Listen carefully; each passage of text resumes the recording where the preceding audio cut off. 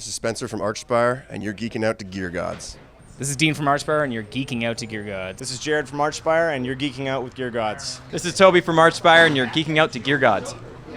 I'm Oliver Ray Alleron. You're geeking out with Gear Gods. Stay tech.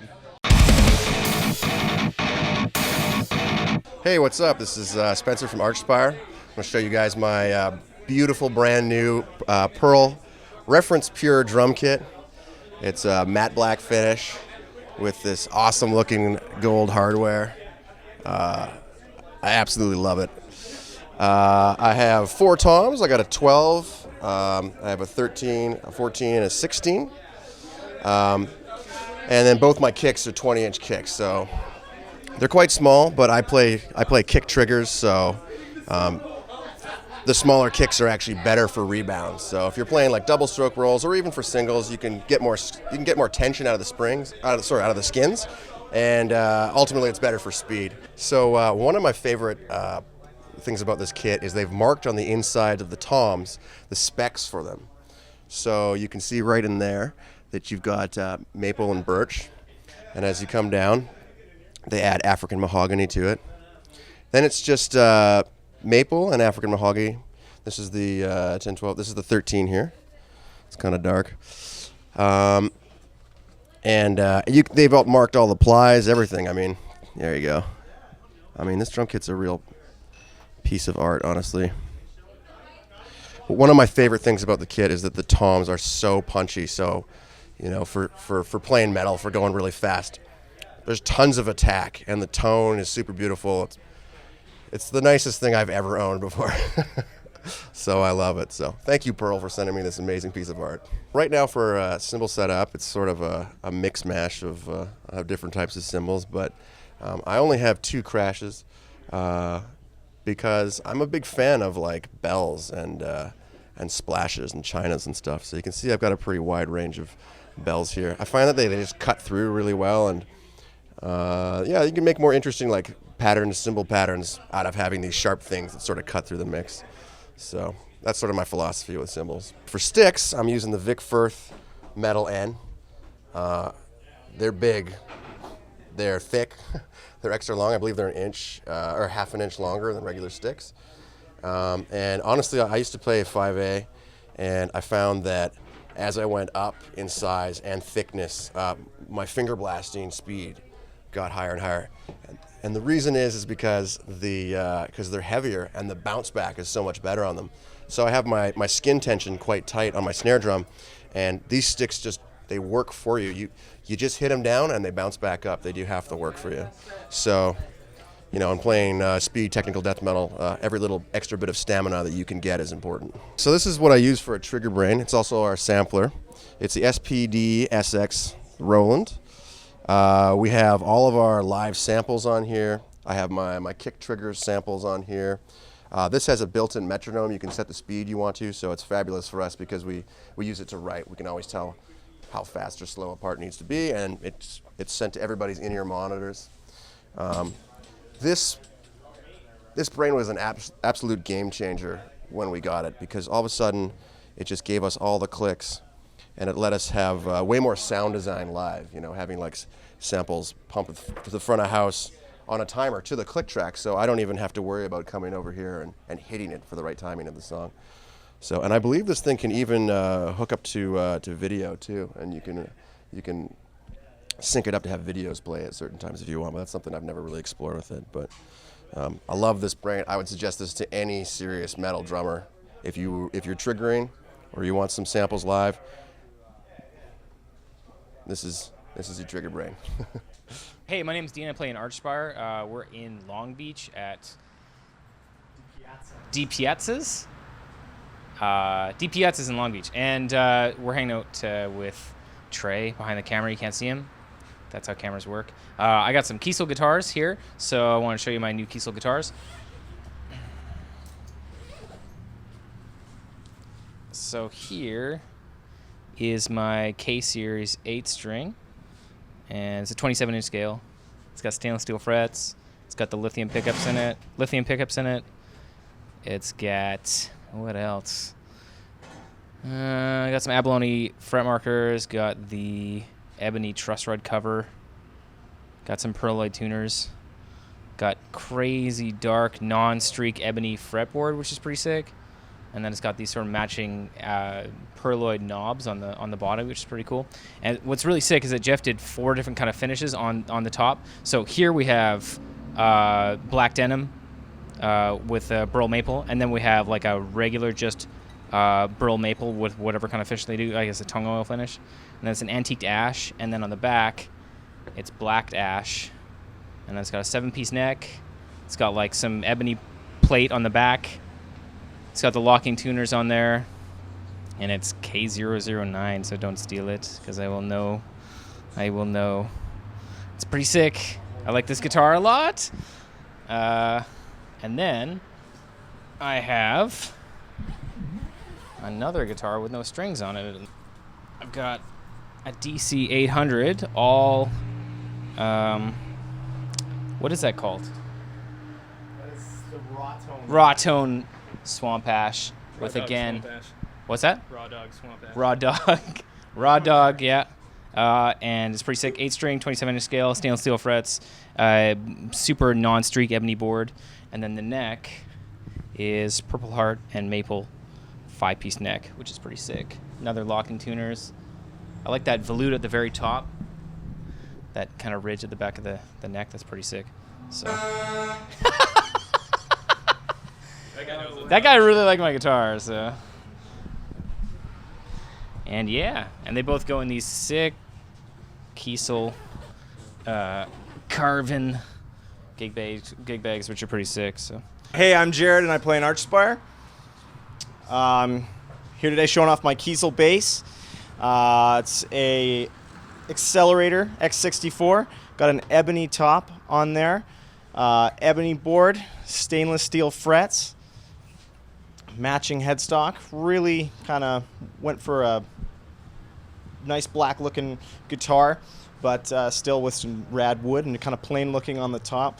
And the back is where it looks really sick. I've got antique ash body, and the neck is a 5-piece black limba with white limba stripes. All right, so we're starting here with my pedal board. Live setup's really simple for this gig. Going in through my Line 6 Relay G70. Really great wireless system. I run that with my Polytune as well. Great quick tuner. Most of my tones, my entire tone is coming from these two guys right here. Sick pedals from Dark Glass Electronics. If you don't know these guys, check them out. They are absolutely amazing pedals. The compressor's really cool. Really doesn't color the bass too much. Just gives it a really nice push. The blend knob is where the magic is, because you can just compress the shit out of it and then blend how much of that you want with your dry signal. It's really sick.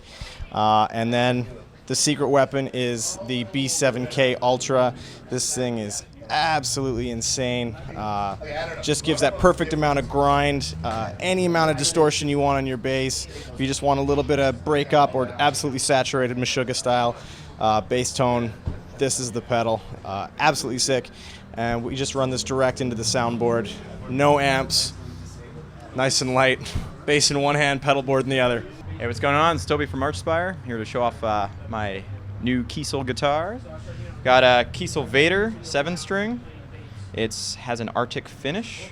It has the lithium Kiesel pickups, which are super awesome. Really stoked on them. Ebony fretboard. Has Luminlay fret markers as well as side dots, which is really cool when you're in dark lit spots. They glow and look pretty. Really simple 3-way switch, just a volume knob, because the other knob is, I don't know what it does, don't need it. Yeah, it's a no-go. Just on the back, we have ash body, and it's got an antique finish that Kiesel does, which is really sleek looking. Maple and Purple Heart, so super solid, super reliable. And yeah, man, this thing sounds awesome. And it's super tiny, so it's great to travel with. And can't say enough about it. It's tone's rad, plays well, super rad. It's got a hip shot bridge made for the Vader as well, so changing strings is so easy. So that's this guy, and then I have another tiny little guy here. All right, and here's my second Vader. It is black, which you can see. Really similar to the Arctic. Three-way. The lithium Kiesel pickups, which are awesome. One volume, hip shot, ebony board again, luminlay dots, and then on the back it's got a teal finish, gloss finish, which I think looks really awesome, really pops. And it's an ash body, maple, and it has black limba stripes in it, which I find give a really cool tone to the whole guitar. Actually, sounds it's not quite like mahogany, but it's pretty close. So yeah, this thing's totally awesome, pretty simple, and it totally gets the job done. It's great for shredding, so I love it. I'm Oliver Ray Aileron, aka Big Can of Beans, and I'm here with Gear Gods to go over our in-ear monitor system for you guys. So I'm gonna get going on this shit. All right, so should I do back or front first? I'm a backdoor guy. Let's go backdoor. All right, so this is what I deal with on a nightly basis. So basically what we've done is we have a MO2 unit. That stands for mothers, ovaries, tits, and uterus, I think. I'm not sure. And so what we do is we each have an in-ear system that's Sennheiser. That's pretty cool. That's pretty sick. And that runs into our MO2. And then what we have up here is our split. And that's all running from here. That's all running from this trigger brain, this rolling trigger brain. So we got kick, click, samples, and that's our feed. That goes into here. Go back here. That goes into our MO2, and then from that it goes into our split, and then we get that into our in-ears, and then front of house gets that. So it's, it's not the easiest way to do things, but it's fairly inexpensive to do it this way. So this is just a big mess of black spaghetti that we deal with every night. That's pretty cool shit. So that this is very high tech too. See, it's kind of pliable metal, and that's good. Just throw that in there, right? What else we got? Okay, so then that runs to this fucking bullshit laptop. I can't swear on here, can I? You sure can. Okay, this fucking piece of shit that sometimes crashes. So that's, I adjust everyone's monitor mix, so we don't have on-stage monitors. We just all have in-ears. And I can adjust everyone's mix. If Dean wants me to shut up, I can turn myself up in Dean's mix. He doesn't like that. So that's a cool benefit of having in-ears is, if you get a house sound guy that you don't love so much or he's not doing a great job, you're guaranteed you can hear certain things that you need, So we got that, and then we'll come around to the front, and I'll try to explain what goes on here. As a vocalist, I have no fucking clue what any of this shit does, really, right? Okay, let me turn this around. Whoa, there we go. Okay, cool. So here's the front of the split. And so I'm running from, this is the snare mic that goes in there, and then in the back it goes to our ears and goes to front of house. And that's our power conditioner. That's actually worth about probably like 12 grand for that. I think. I don't know. I stole that. This is something that I also stole. That's a Line 6. We've talked to Line 6 about giving us stuff that they just didn't respond, so... and then we got all these cool thingies here. Sometimes the pads get pushed in, and I'm like, for like a week, I'll be like, what's up? Why doesn't this shit work? And then I'll realize, oh shit, there's just a pad on there. That's it. And then these are all of our wireless in-ears, and that's pretty cool. Got that shit. What else can I go over with you guys? That's pretty much it. It's, every night we just hope it works, and if it crashes, we're fucked. So yeah, that's our rad ass system. What else we got? All right, this is my mic. I wish I had my old one here. I have really salty sweat. It's like really corrosive or acidic or something. I don't know what's up with it. So it rots, it just eats away at my mics. But this is a brand new mic I got. It's a Line 6. It's pretty cool. It's got some settings in here that sort of simulate other mics. So that's kind of cool function to have. And it seems to work okay. Nothing fancy.